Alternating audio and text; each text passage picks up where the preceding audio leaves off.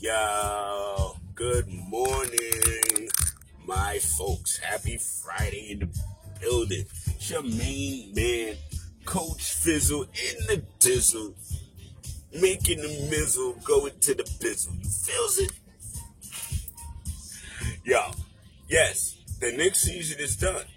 But if y'all remember, Candid Minutes are about sports, period. So, now I'm back. Candid Minutes. Here we go. Whoa. No more Lakers for this season. Wow. You know what?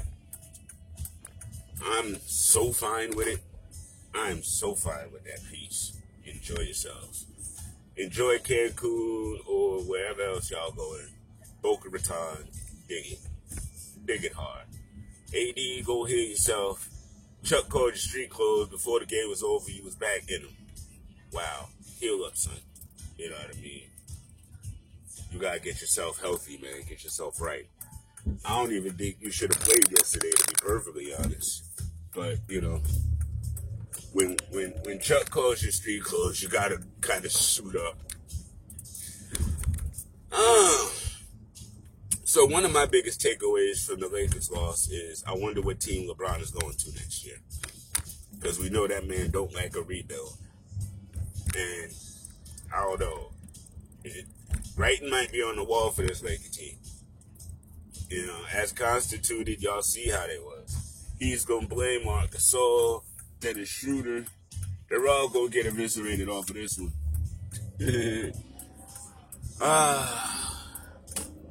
Now, I do feel bad for Dame. And I feel bad for Dame because I feel like he finally had Nurkic back and Nurkic healthy for the majority of the year. CJ McCollum is doing his thing as always. Melo doing his thing as always. And then they got this solid scorer in Norman Powell. My thing is like, everybody is getting older now, though, man. If this ain't the squad, then this ain't the time, then when is it? You know? I mean, listen, guys, I don't think he's leaving. I really don't. And listen, I know there's folk that are out there talking about rings and ring chasing and stuff, but I think his legacy of what he did in Portland is wildly dope, number one. Number two, is very important, I feel like. You know, having loyalty to the place that drafted you, having loyalty to the city that embraced you, you know what I mean? There's just not enough of that in the league anymore. And, you know, that's one of the things that made the league great for whatever reason, whether, your contracts, free agency, all of that good stuff, for whatever reason. Even, because they say, they didn't have free agency back in the day, but they did get it in the 90s. And folk were still staying with teams. You know, they still had it in the early 2000s when folks were still staying with teams. So, I don't know. I like loyalty to your team. I love the story of, like the Devin Bookers and the DeAndre Ayton stories. You know, you're drafted by the team believes in you. It takes a while, but they finally put the right people together with you, the right coaching, and it takes off. You know what I mean?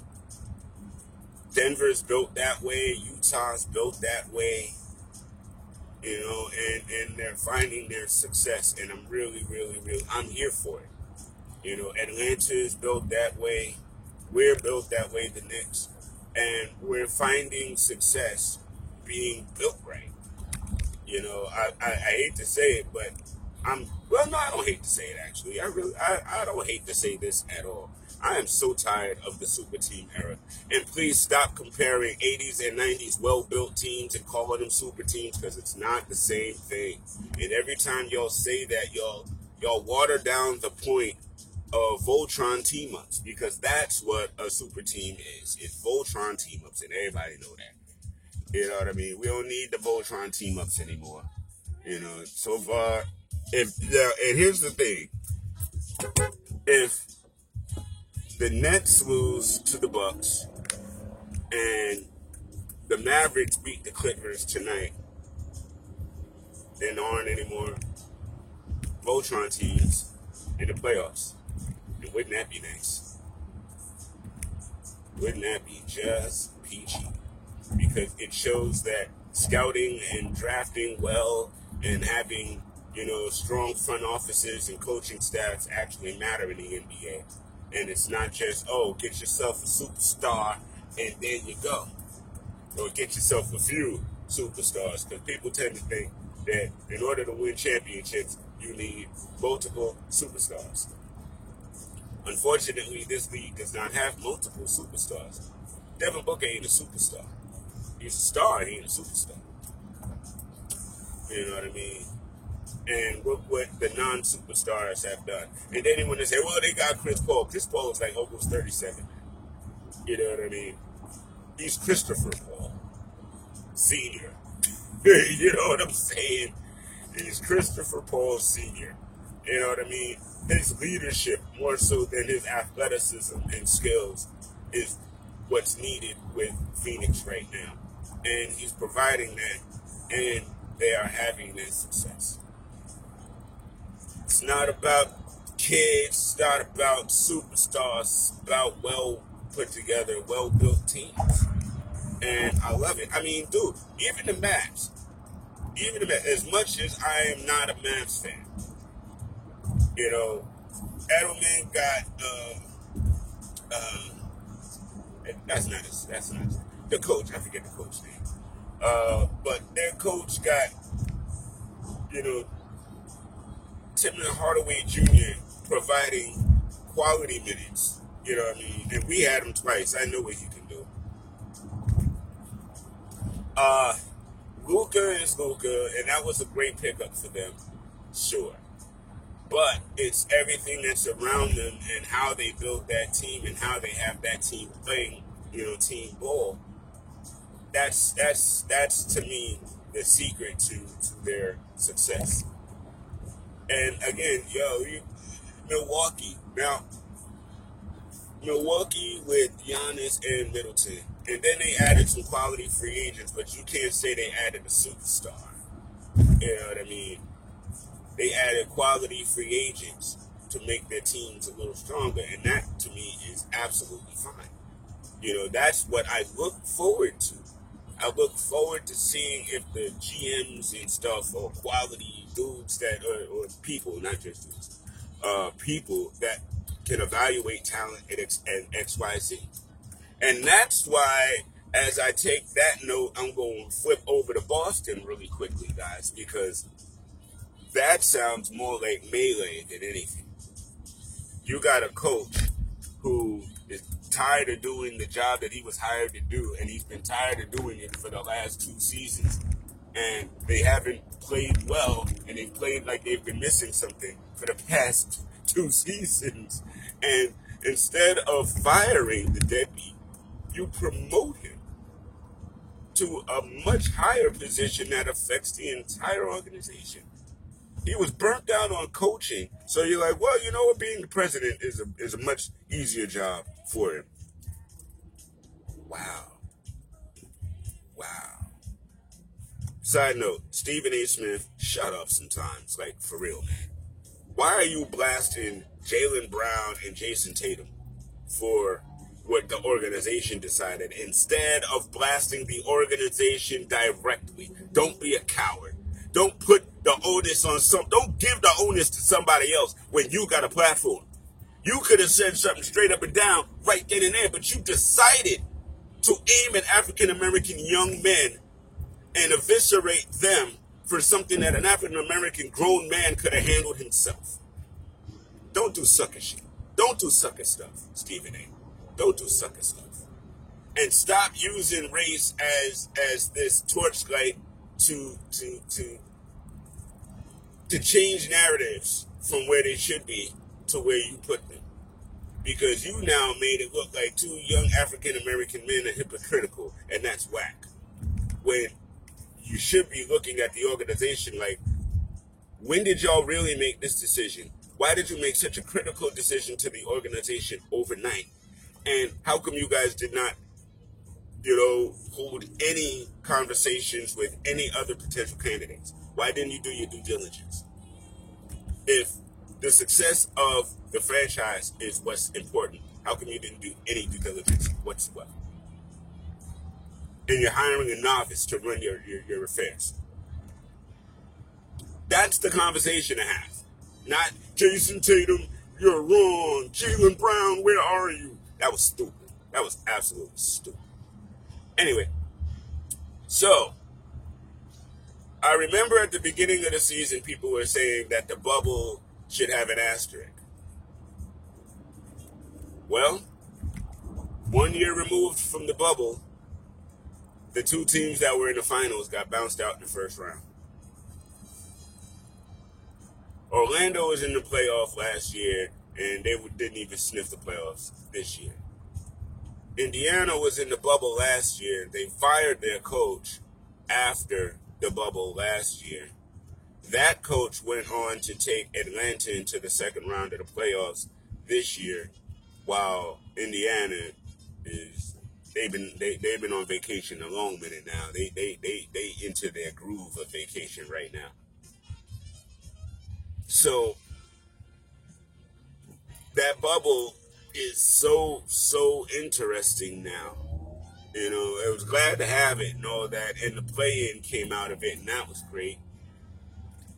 But it did serve a couple of purposes, because I believe Phoenix had a resurgence, or an emergence, I'll say, last year in the bubble. And they became a team to take seriously. And look what they've done this year. So that's one thing. And I know for a fact that Randall was upset that that the Knicks didn't make it to the bubble tournament. And he took that personally and went into this amazing offseason that he had. So there was some positive to come out of last year's bubble. But overall, I don't know. Y'all let me know. Should we asterisk last year's season with the championships and everything? Should it be asterisk, or should we just let it ride? Y'all let me know. Hit me up on Twitter with that. I'll share the results. CBS News had an article about the Lakers failing last night, and I find that interesting how with all of these narratives, the headline reads LeBron and the Lakers, like LeBron James and the Lakers. Dude, he plays for the Lakers. You could easily just say the Lakers got bounced, and we understand that he also got bounced. It's like, dude, save the ink, save the space, save the headline type. You know what I mean? Like, wow. It's just no matter what, he got to get top billing. And then he got the nerve to, when someone asked him if he was going to be part of Team USA and and all of that, and repping America in the playoffs, you know what he said? He said, nah, dogs, I'm going after the Monstars. It's like, wow, you going after the Monstars, my dude? Wow, Monstars. Okay. Not to mention that movie is already in the can and has been in the can for a while now. He ain't actually doing nothing. But, listen, corporate Braun. That's fine. Make your money, do your thing. This was fun. This was a good 14-minute conversation. I definitely will be chopping it up the rest of these playoffs. And as the football season starts revving up, my Mets lost again last night. It was a 10 o'clock game against the Padres out in California. West Coast trips for baseball, unless it's on a Friday or Saturday night, I may or may not get to that game. But you're still going to get your Mets news from me right here. So, at Let's Go Mets, yes, we still have this, no doubt. I appreciate y'all tuning in. I appreciate y'all listening to my thoughts on the matter. Like I said, hit me up at Fahim Insurance.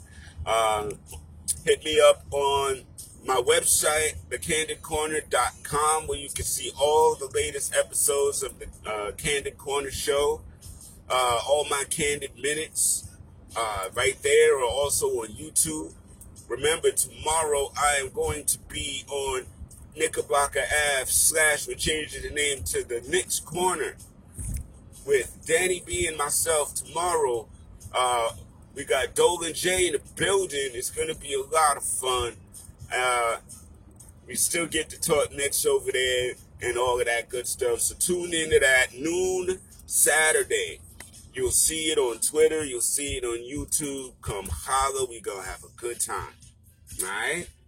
Once again, it's on, y'all. Enjoy your Friday. I hope your weekend is blessed and mighty. And again, thank y'all for tuning in. As always, one love.